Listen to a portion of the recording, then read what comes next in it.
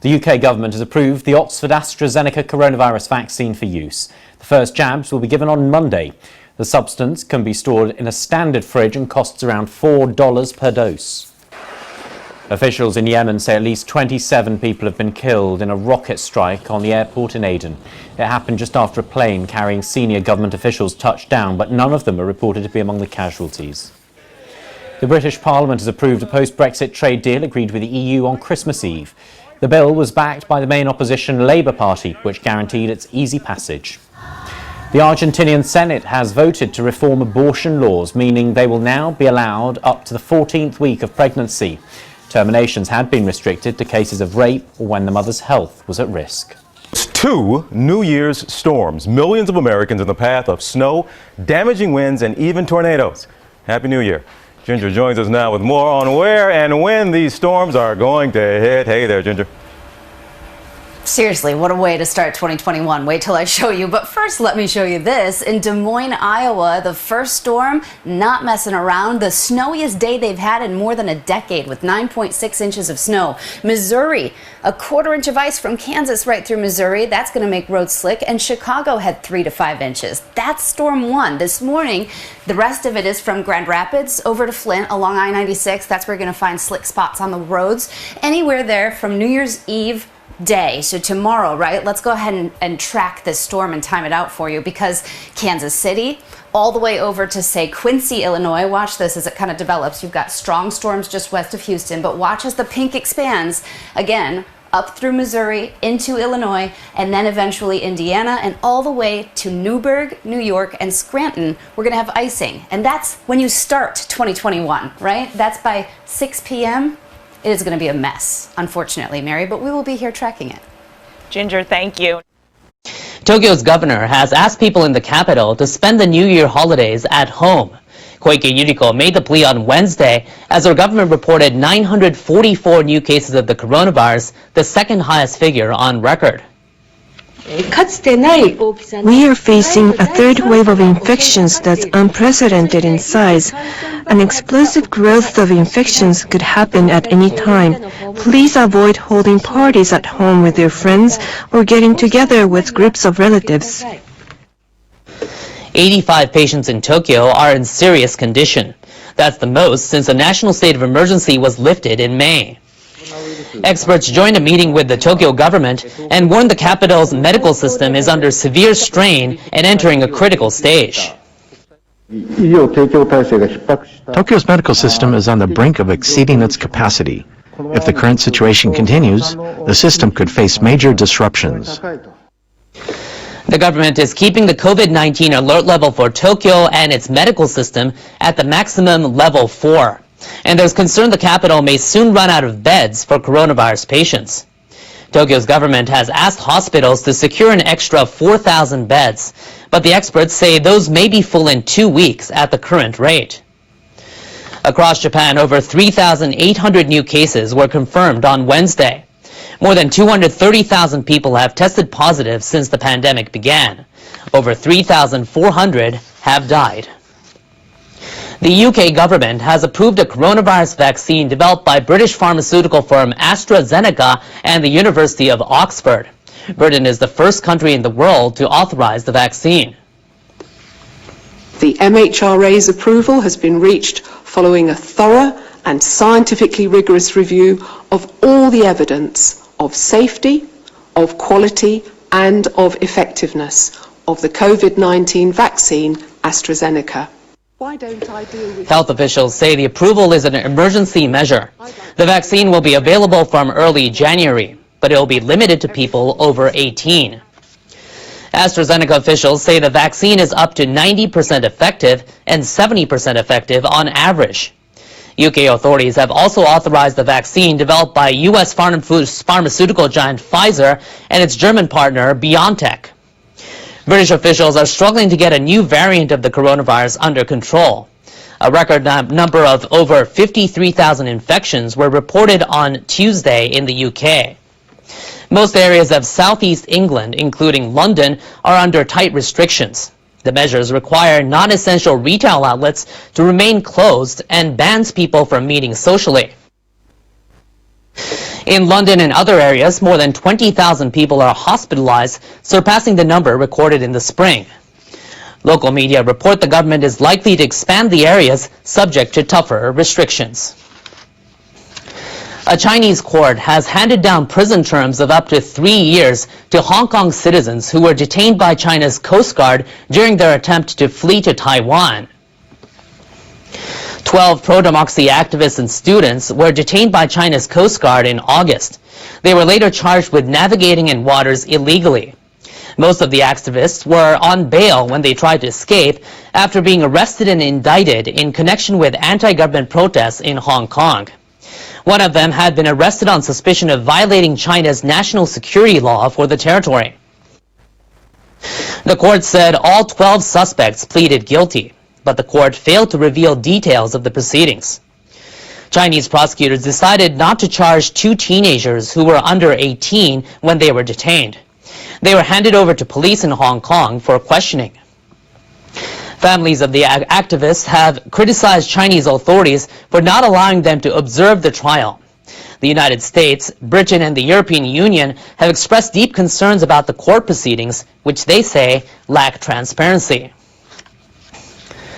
The Tokyo Stock Exchange marked its last trading day of the year with a ceremony on Wednesday as the benchmark Nikkei average enjoyed its highest final day close in 31 years. The ceremony took place with less than a tenth of the usual number of participants in a bid to prevent coronavirus infections. 2020 was a year that market players were swung around by the coronavirus. But the market achieved a V-shaped recovery, and trade remained firm overall. Share prices on the Tokyo Stock Exchange dropped sharply in March as the coronavirus spread. But in September, prices were back to pre-pandemic levels, partly because of massive monetary easing and economic support measures.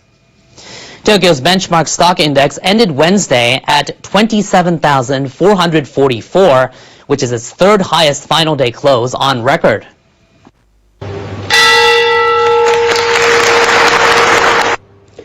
The exchange's bell was rung 5 times to call for rising stock prices next year.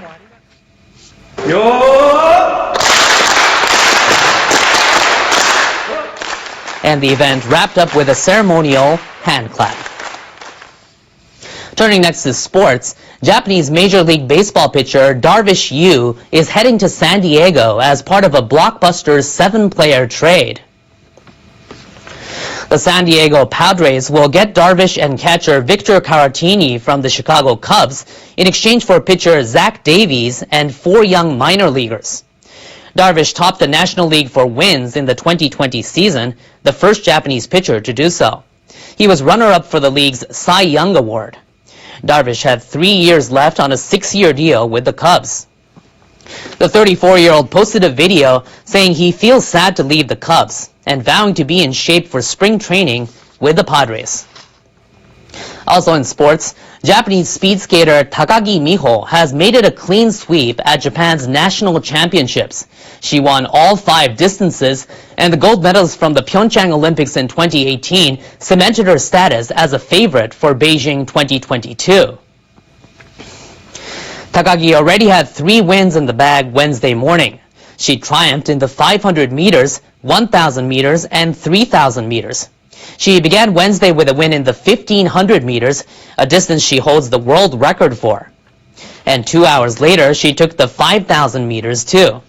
And she says it isn't so much the 5 wins that gives her a sense of achievement, but the fact that she could finish all 5 races. Weather officials here in Japan are urging people in areas from the north to the southwest to stay alert for possible heavy snowfall and blizzards through Friday, which is New Year's Day. The snow is expected to intensify along the Sea of Japan coast. One of the strongest cold air masses in several years is set to flow into Japan. A winter pressure pattern is expected to strengthen. Snow may accumulate even in lowland areas. These include the southwestern Kyushu and Shikoku regions, which usually see little snow. Up to 90 centimeters of snow is in the forecast for the mountains of Niigata Prefecture in the 24 hours through Thursday evening. Weather officials say snowfall will continue through Saturday in northern and eastern areas. They're also warning of strong winds in some areas of eastern and western Japan, and the seas are expected to become extremely rough. The officials are calling for caution over possible traffic disruptions. They say people should watch out for frozen roads, snow sliding off roofs, blackouts, and avalanches. A lot of updates, of course, this week about COVID-19, vaccine related. We'll get into all that stuff, but first, let's start, as we often do, with the numbers from Johns Hopkins University. Now, more than 82 million diagnosed cases of coronavirus around the world, at least 19.5 million of those here in the U.S.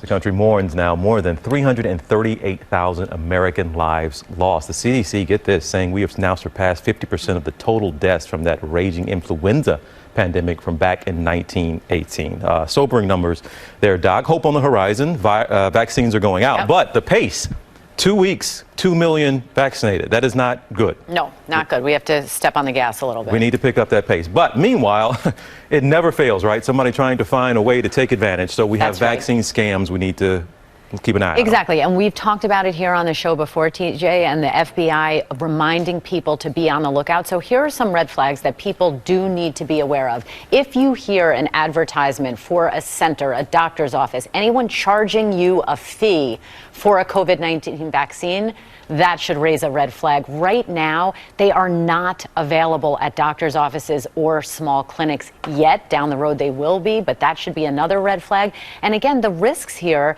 if people are selling or promoting the administration of possibly counterfeit products or products that have been diverted from other big centers, it could be a sham liquid, possibly it could be a toxic liquid, and again, it is being diverted from prioritized groups. And the consequences, we've seen an example here in New York State with Governor Cuomo saying that he will crack down with at least $1 million in possible fines, possible loss of licenses if you're talking about doctors' offices or health clinics, and possibly criminal charges. So this is serious stuff. And you mentioned there, Doc, prioritized groups. So who's next in the order here of getting a vaccine? Well, we heard the CDC recommendations that healthcare workers and residents at long-term care facilities go first. Then in Group 1B, you're seeing certain essential workers, people who work in education, first responders, for example, adults 75 years of age and older, and then Group 1C will be adults 65 years of age and older or adults with a chronic pre-existing medical condition. We still are figuring out whether that's going to be done on a small level, a micro local level, or whether the CDC is going to say officially now go to 1B, go to 1C. We're still working out those logistics. All right, Dr. Ashton, thank you as always. COVID-19 continues to ravage communities across the country, including the Navajo Nation. Nearly 800 of its residents have died since March, and just this past weekend alone, another 200 new positive cases reported, causing an extension of a stay-at-home mandate. And the chief medical officer of the Navajo Area Indian Health Service is Dr. Loretta Christensen, and joins us now with more. Ma'am, thank you so much for being here with us. And people hear some of these numbers and compare to maybe some of the larger states and larger cities. They don't compare, but the Navajo Nation back in spring per capita had the highest infection rate than any U.S. state, and that rate is even higher now. What is it that's unique to the community there that's causing such a high rate?